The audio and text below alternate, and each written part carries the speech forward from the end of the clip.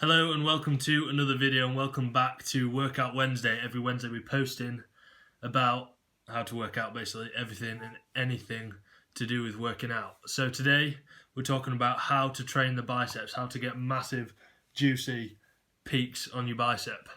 So first we've got to understand the anatomy. It's got three muscles in the bicep.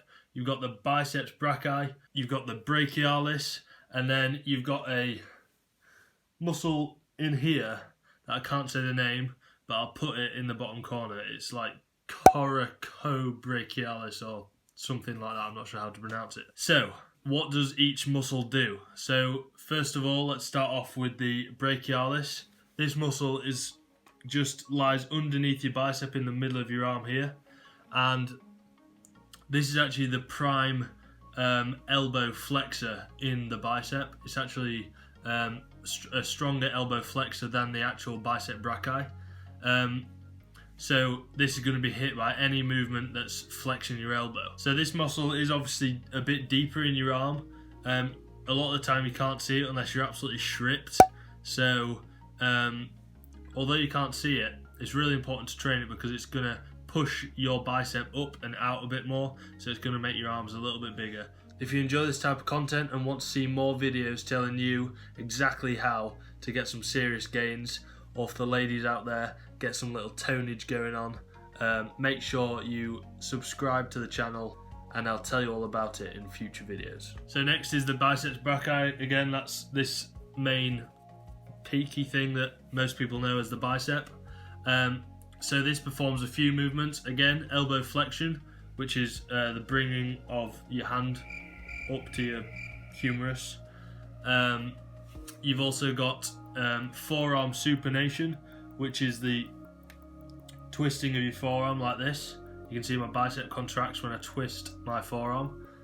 And you've also got shoulder flexion, which is your humerus going upwards, like, yeah. So the biceps brachii is composed of two heads. You've got the long head, which is on the outside of the bicep. You've got the short head, which is this inner portion of the bicep. So the long head usually contributes a little bit more to shoulder abduction, which is taking the shoulder away from the midline of the body.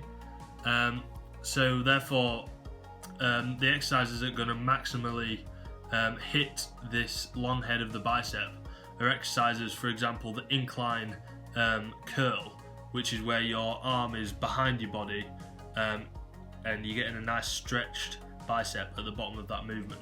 As always, going to be running the competition for the free training program and any diet advice or questions that you might have. So if you want to enter, just drop a comment below saying HL, that's all you need to do.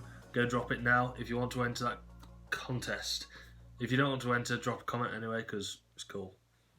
So, how do you actually train the biceps? Now, they do get trained from any sort of pulling movement, for example, pull-ups, barbell rows, any sort of movement like that, any back movement. However, you're not going to really be thinking about your biceps when you're doing a pull-up. You're going to want to be thinking about your back. So we'll exclude those movements for now, and we're going to go on to the isolation movements. So these are the movements that are going to really get them biceps activated. So first things first, the obvious thing to do is to curl. Any sort of curl is going to work that bicep, but we're going to go into now the best curls that you can do in a sequence to get a perfect bicep workout. So first of all, the biceps are predominantly fast twitch dominant, which means that they might benefit from a little bit heavier loading. So obviously you're going to be strongest at the start of your workout compared to the end. So this is where we want to get that heavy loading in. You can do this with a barbell bicep curl, dumbbell bicep curl. They're probably the two best options. So the rep range that you might want to work in is maybe 6 to 8 rep range with a weight that's going to make you hit failure inside that rep range.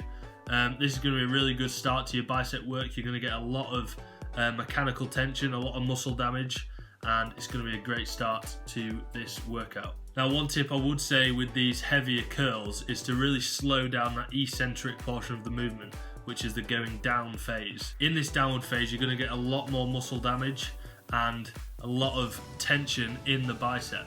So it's really important to control the way down of that bicep curl. Now, personally, I prefer to do the barbell curl. This is just because you can overload it a little bit easier. You can put like 1.25 kilo plates on each side, and it's going to make it much easier to overload from week to week. Whereas with dumbbells, usually they go up in 2.5 kilo or 5 kilo, so it makes it quite hard to get that jump and stay in the rep range that you want it to. So exercise number 2, we're going to go for the dumbbell hammer curl. So this is going to target that brachialis muscle like I was talking about, and you're going to really feel a lot of activation in that muscle.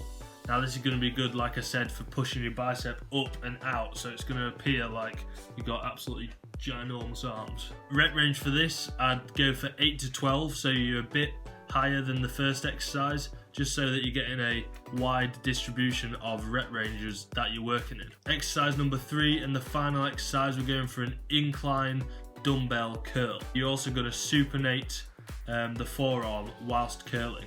This is just so that you're hitting every single movement that the bicep can produce, and you're also getting a lot of tension at the top of the movement. I've chosen this exercise specifically to try and target that long head to get a peak on your bicep. Also, the strength curve required for this exercise is different to the standing bicep curl and hammer curl. So the regular barbell curl and the dumbbell hammer curl is going to be heaviest at from 90 degrees to the top of the movement. So for the third exercise, we're moving on to the incline dumbbell curl because it's heaviest at the bottom of the movement.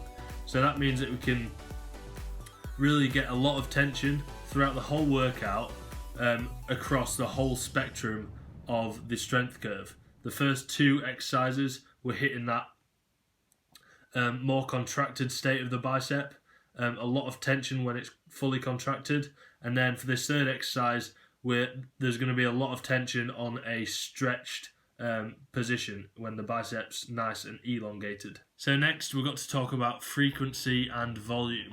So frequency is the amount of times you work the muscle per week, and volume is the amount of work you do weekly. So I would advise at least do 8 sets per week for the biceps, and you can split this up as much as you want throughout the week. So you could do Monday, Wednesday, Friday. I personally do Tuesday and Friday because I do push-pull legs, so I do biceps on my pull day. Some people might benefit from doing really high frequencies, so you just got to sort of test it out and see what you respond best to. So the max amount of volume that I would say for the average person is going to be about 20 sets per week. Like I say, you could split this up into a couple of workouts, let's say 4 workouts. You could do 5, 5, 5, 5. That would work just fine. Or you could do 10, 10 like I do. Now this is going to be plenty of volume to see some gains. Some people might be able to do more volume, up to 25 or even 30 sets. That's going to be for the really elite people that can recover very well to high volume. So I hope you now all understand exactly how you should be training your biceps. There is other ways to do it, but this is what I think the best way to train your biceps. So if you want, give it a go. Leave a comment, tell me what you think, and thank you very much for watching. I'll see you on 5 Minute Friday. See you later.